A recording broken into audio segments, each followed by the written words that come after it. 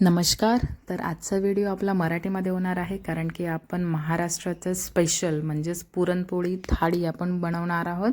थाळीतील प्रत्येक पदार्थ आपण स्टेप बाय स्टेप सगळे बघणार आहोत. आजच्या थाळीतील आपले सगळेच पदार्थ एकदम चमचमीत आणि चविष्ट होणार आहेत.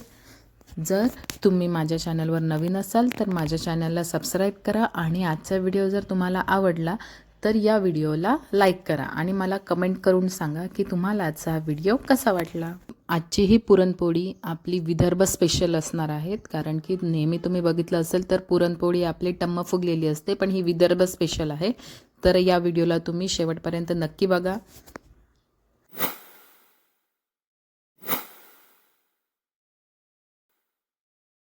तर चला आजच्या रेसिपीला आपण स्टार्ट करूया.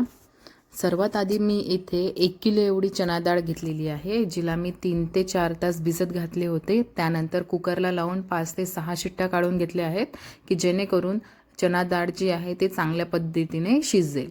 आता या शिजलेल्या चणा डाळीचे आपण एक्स्ट्रा जे पाणी आहे ते काढून घेणार आहोत. या एक्स्ट्रा पाण्याचे आपण कटाची आमटीसाठी उपयोग करणार आहोत, म्हणून या पाण्याला आपण व्यवस्थित झाकून ठेवूया. त्यानंतर आपण पुरणाकडे परत वळूया. पुरणासाठी आता ही जी पाणी काढलेली चणा डाळ आहे त्यामध्ये आपण साखर टाकणार आहोत. पण साखर टाकण्याच्या आधी या चणा डाळला आपण व्यवस्थित मिक्स करून घेऊया. मी येथे 1 किलो एवढी चणा डाळ घेतली होती, तर तेवढेच प्रमाणात आपण साखर घेणार आहोत. जेवढी तुम्ही चणा डाळ यूज करत असाल तेवढंच आपल्याला साखर पण वापरायची आहेत. म्हणजेच 1 किलो पुरणासाठी 1 किलो चणा डाळ. आणि याला चांगलं मिक्स करून घेऊया. मिक्स केल्यानंतर आता आपण याला गॅसवर ठेवूया आणि व्यवस्थित ढवळून घेऊया आणि आपल्याला व्यवस्थित शिजवून घ्यायचं आहे. आता तुम्ही बघू शकत असाल की इथे साखरेने पाणी सोडलेलं आहे, म्हणजे आपलं जे पुरण आहे थोडंसं आपल्याला पातळ वाटतंय. पण आता या पुरणाला आपल्याला जोपर्यंत पुरण घट्ट होत नाही तोपर्यंत याला आपल्याला शिजवायचं आहे. म्हणजेच आता कंटिन्युअसली आपल्याला याला हलवत राहायचं आहे, नाहीतर ते खाली तळाला लागू शकतं. म्हणून आता आपण याला व्यवस्थित चालवून घेऊया. तसेच त्यासाठी आपण काय करणार आहोत, आता मी एक इथे जायफळ घेतलेलं आहे. जायफळला व्यवस्थित किसून घेतलं आहे आणि त्यासोबतच लवंग आणि इलायची, आपली हिरवी इलायची असते, तिचं पावडर करून घेतलेलं आहे. आता आपल्या पुरणाला शिजवून अर्धा तास झालेला आहे. आता त्यामध्ये आपण आपलं जायफळ आणि इलायची आणि लवंग याचं जे काही पावडर आहे ते टाकून देऊया आणि याला व्यवस्थित आणखी 5 ते 10 मिनटे मिक्स करून घेऊया. आता आपलं जे पुरण आहे ते व्यवस्थित घट्ट आलेलं आहे. याच पद्धतीने तुम्हीसुद्धा पुरणाला घट्ट येईपर्यंत व्यवस्थित मिक्स करायचं आहे. आता हे पुरण आपलं रेडी झालेलं आहे. तर तुम्ही जेव्हा पुरण आपलं घट्ट होईल तोपर्यंत त्याला व्यवस्थित ढवळायचं आहे.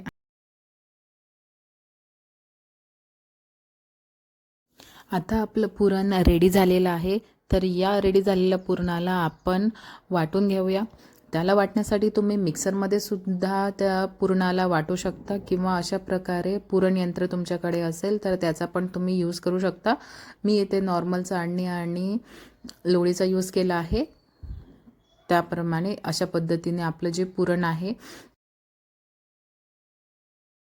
झटपट असं व्यवस्थित बारीक होईल. आता आपण सगळ्या पुरणाला व्यवस्थित असंच बारीक करून घेऊया आणि बारीक केल्यानंतर त्याला थंड करून घेऊया.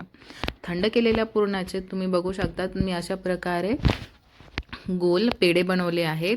तुम्हाला ज्या आकाराची पुरणपोळी हवी आहे तुम्ही त्या आकाराचे असे पेढे बनवू शकता.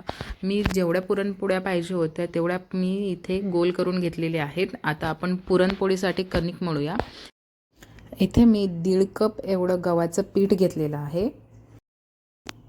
त्यामध्ये आता आपण चवीप्रमाणे मीठ टाकूया.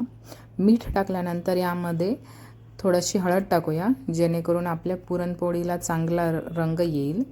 आणि त्यानंतर इथे 1 ते 1.5 चमचा एवढं तेल टाकूया आणि याला व्यवस्थित मिक्स करून घेऊया. आणि यामध्ये थोडं थोडं पाणी टाकून आपण एक घट्टसर कणिक मळून घेऊया.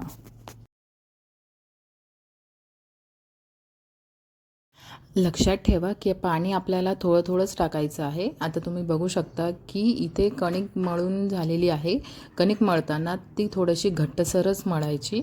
आता कणिक मळून झाल्यानंतर आपण एका भांड्यामध्ये पाणी घेणार आहोत आणि ही मळलेली कणिक त्यामध्ये आपण टाकणार आहोत.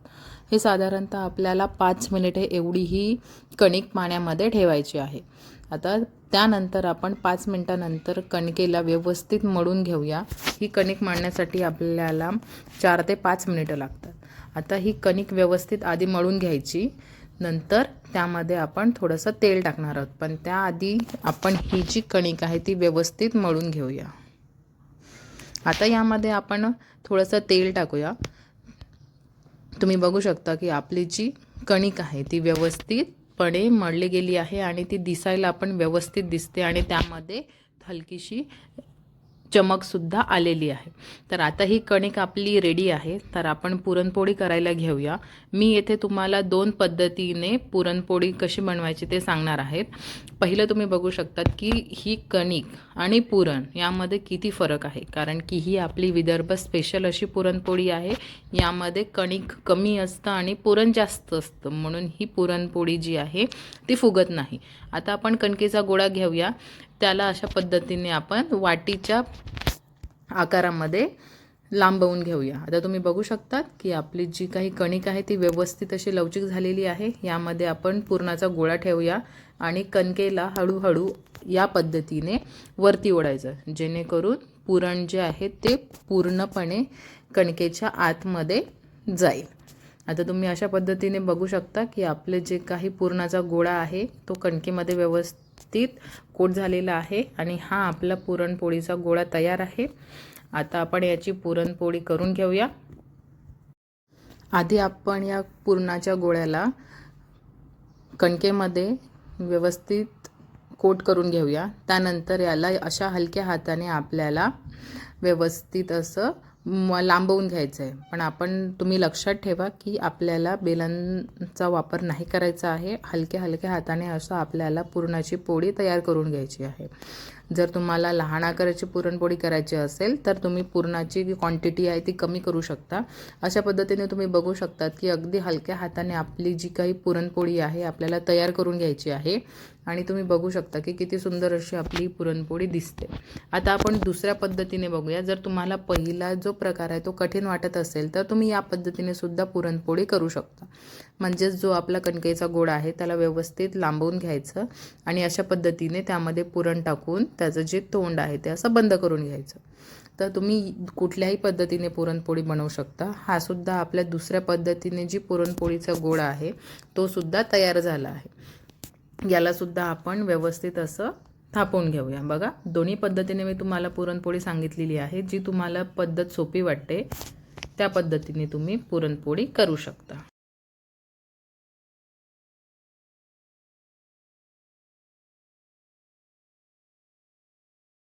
आता मी बाकीचे गोळेसुद्धा याचप्रमाणे तयार करून ठेवते. म्हणजे जेणेकरून आपण जेव्हा पुरणपोळी करायला घेऊ की आपले जे पोळी बनवण्याचा टाईम आहे तो वाचेल आणि पटापट आपल्या पुरणपोळी तयार होतील. त्यासाठी आधी आपण इथे एक तवा ठेवूया. तवा हलकासा गरम झाला की त्यावर आपण पुरणपोळी टाकणार आहोत. लक्षात ठेवायचं आहे की तवा आपला जास्त गरम होता कामा नये, नाहीतर आपली जी पुरणपोळी आहे ती करपेल. त्यावर आता मी इथे तूप टाकलेलं आहे. तुपाने पुरणपोळीची जी चव आहे ती एकदम खमंग होते. पुरणपोळीला तव्यावर टाकल्यानंतर तिला जास्त वेळा फिरवायचं नाही आहे, नाहीतर पुरणपोळीचे तुकडे होतील. तर अशाच पद्धतीने आपण दुसरी पुरणपोळीसुद्धा तयार करून घेऊया. तुम्ही पुरणपोळी बनवताना तुपाच्या ऐवजी तेलाचा सुद्धा वापर करू शकता. पण तेल वापरताना आपल्याला सूर्यफुलाचं तेलच वापरायचं आहे. शेंगदाणे किंवा तिळाचं तेल आपल्याला वापरायचं नाही आहे.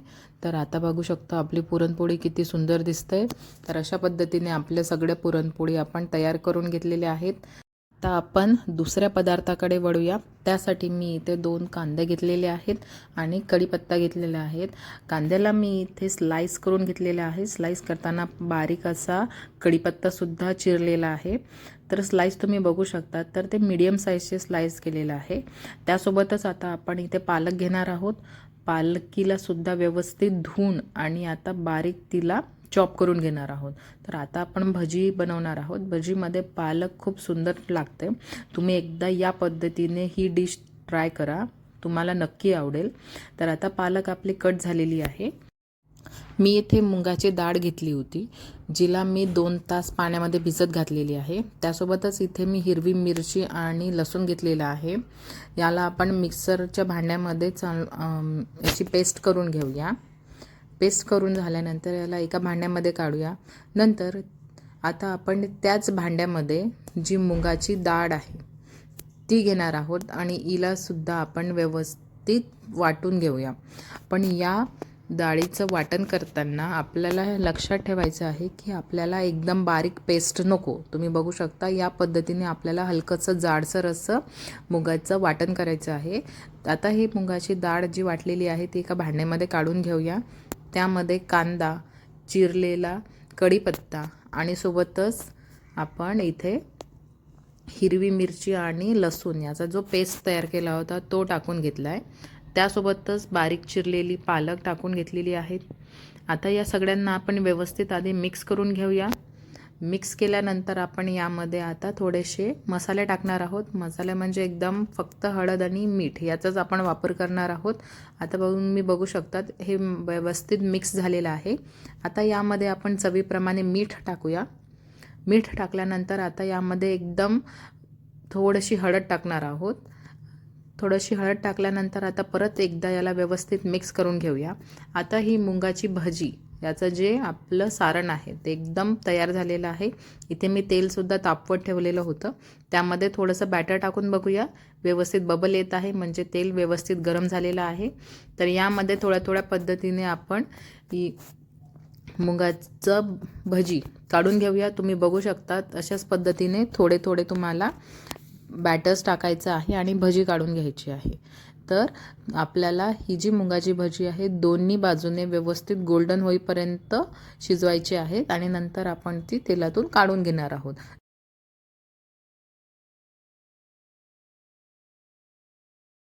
मुगाची भजी फ्राय करताना तेलाचा जो पावर आहे तो आपल्याला मीडियमच ठेवायचा आहे, नाहीतर याला व्यवस्थित असा गोल्डन रंग येणार नाही आणि भजी जी आहे ती आपली आतमधून कच्ची राहील. म्हणून आपल्याला व्यवस्थित मीडियम फ्लेमवर दोन्ही बाजूने गोल्डन रंग येईपर्यंत आपली जी भजी आहे त्यांना व्यवस्थित तळून घ्यायचं आहे. तर अशाच पद्धतीने मी बाकी सर्व भजी जी आहे ते तळून घेतलेले आहेत. मी इथे 7-8 हिरव्या मिरच्या घेतलेल्या आहेत, कारण की भजी म्हटली तर हिरव्या मिरच्या येणारच. त्यालासुद्धा व्यवस्थित तळून घेतलेलं आहे.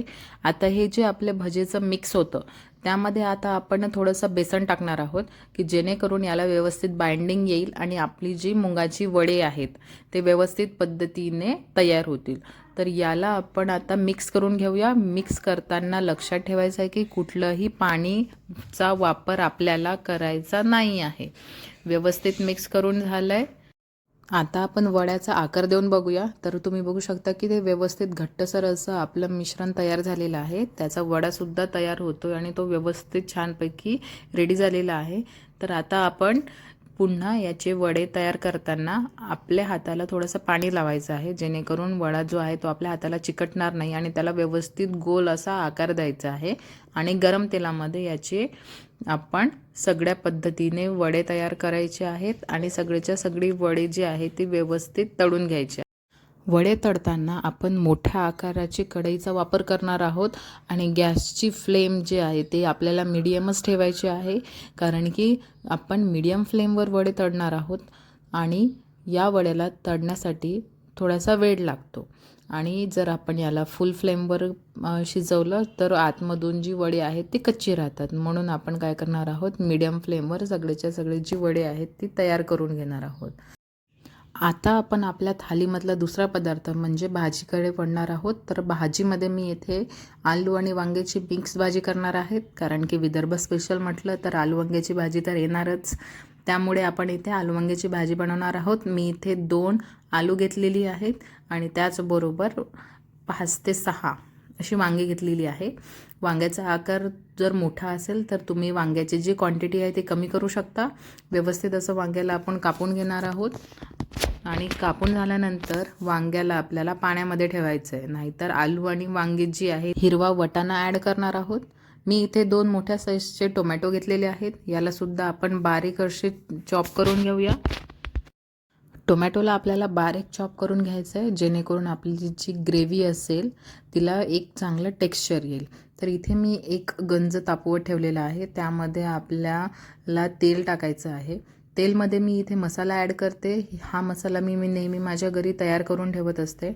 यामध्ये कांदा, आलं आणि लसूण आणि त्यासोबतच सुकं खोबरं आहे. हे सगळं भाजून घ्यायचं आणि त्याचं वाटण करून ठेवायचं, म्हणजे जेणेकरून आपली जी काही भाजीची प्रिपेरेशन आहे ती लवकर होईल. यामध्ये आता आपण बारीक चिरलेला टोमॅटो ॲड करणार आहोत. टोमॅटो ॲड केल्यानंतर व्यवस्थित याला मिक्स करून घ्यायचं आहे. मिक्स करून झाल्यानंतर आपल्याला इथे मसाले ॲड करायचे आहेत. मसाल्यामध्ये मी इथे हळद, त्यासोबतच लाल तिखटचं प्रमाण तुम्ही तुमच्याप्रमाणे कमी जास्त करू शकता. नंतर त्यामध्ये चवीप्रमाणे मीठ टाकायचं आहे आणि व्यवस्थित मिक्स करून घ्यायचं आहे. तेल सुटेपर्यंत आपल्याला व्यवस्थित मसाले मिक्स करून घ्यायचे आहेत.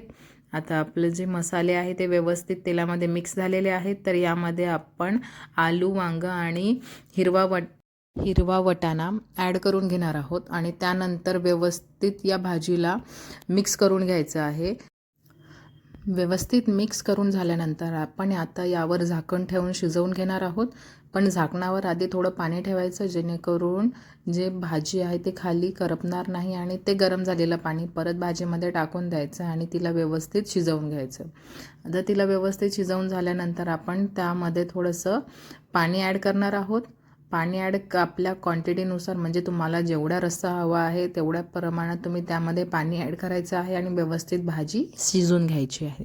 आपण बघू शकतो इथे आपली भाजी व्यवस्थित शिजलेली आहे. आता आपण यामध्ये थोडासा गरम मसाला टाकूया आणि व्यवस्थित मिक्स करून घेऊया आणि फायनल टच म्हणजे आपण यावर कोथिंबीर टाकूया आणि आपली इथे आलू वांग्याची जी भाजी आहे ती व्यवस्थित अशी तयार झालेली आहे. तुम्ही बघू शकता किती सुंदर कलर आलेला आहे आपल्या भाजीला आणि दिसायला सुद्धा खूप टेस्टी भाजी दिसते. तर आता आपण कटाची आमटी करूया. कटाच्या आमटीसाठी आता आपण एक भांडं गरम करून घेऊया. त्यामध्ये आता आपण तेल टाकूया. तेल गरम झाल्यानंतर त्यामध्ये बारीक चिरलेला टोमॅटो टाकायचा आहे आणि त्याला व्यवस्थित परतून घ्यायचं. टोमॅटोला परतून झाल्यानंतर आता आपण यामध्ये मसाला ॲड करणार आहोत. हा मसाला जो आपण भाजीसाठी वापरला आहे तोच आहे, म्हणजेच कांदा, लसूण आणि आलं आणि सुकं खोबरं. त्यानंतर आता मसाला व्यवस्थित भाजून झाल्यानंतर त्यामध्ये मीठ, हळद आणि चवीप्रमाणे लाल तिखट टाकणार आहोत. आता ही कटाची आमटी आहे ती जास्त तिखट नसते, त्यामुळे आपण जास्त तिखट टाकणार नाही आहोत. त्यामध्ये मी आता काळा मसाला टाकलेला आहे. काळा मसाला टाकल्यानंतर हा जो आपण पुरणाचं पाणी काढलं होतं ते आता आपण यामध्ये ॲड करून घेऊया. ॲड करताना आपण व्यवस्थित आधी मिक्स करून घ्यायचं आहे. मिक्स करून झाल्यानंतर तुम्हाला ज्या क्वांटिटीमध्ये क्षार हवा आहे, म्हणजेच तुम्हाला जर तो पातळ आवडत असेल तर तुम्ही जास्त पाणी टाका आणि थोडंसं घट्टसर आवडत असेल तर थोडं कमी पाणी टाका. आता यामध्ये आवश्यकताप्रमाणे पाणी टाकल्यानंतर आता आपण याला एक उकळी येऊ द्यायची आहे. उकळी आल्यानंतर आता आपला जो कटाची आमटी किंवा त्याला जे क्षार म्हणतात ती तयार झालेली आहे. नंतर आता व्यवस्थित त्याला 2 मिनटे आपण शिजवून घेऊया. त्यामध्ये वरून थोडासा आणखी मी इथे काळा मसाला टाकलेला आहे. काळा मसाला टाकल्यानंतर आता आपला क्षार तयार झालेला आहे. यामध्ये फायनल टच म्हणून आपण कोथिंबीर ॲड केलेली आहे. कोथिंबीर ॲड केल्यानंतर याला 1 ते 2 मिनटे आणखी आपण शिजवून घेऊया आणि त्यानंतर आपली ही कटाची आमटी म्हणजे क्षार जो आहे तो रेडी झाला आहे. आता आपण नेक्स्ट रेसिपी म्हणजेच आपली जी कढी आहे त्याच्याकडे वळूया. त्यासाठी मी इथे दही घेतलेलं आहे. दह्यामध्ये मी 2 चमचे एवढं बेसन टाकलेलं आहे. आधी दही आणि बेसन याला व्यवस्थित मिक्स करून घ्यायचं आहे. मिक्स करताना त्यामध्ये कुठल्याही प्रकारचे लम्स असता कामा नये. तर तुम्ही बघू शकता दही आणि बेसन व्यवस्थित मिक्स झालं आहे.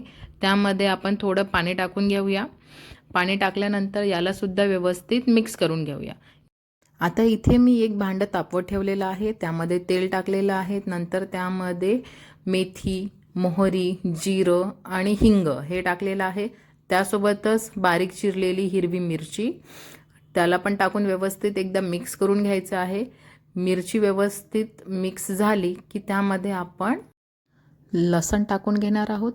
लसण टाकून झाल्यानंतर यालासुद्धा व्यवस्थित आपल्याला मिक्स करायचं आहे. मिक्स केल्यानंतर जोपर्यंत लसूणला आपला गोल्डन कलर येत नाही तोपर्यंत याला व्यवस्थित मिक्स करत राहायचं आहे. तर आता आपल्या लसणाला हलकासा गोल्डन कलर आलेला आहे. तर आता यामध्ये आपण कढीपत्ता टाकूया.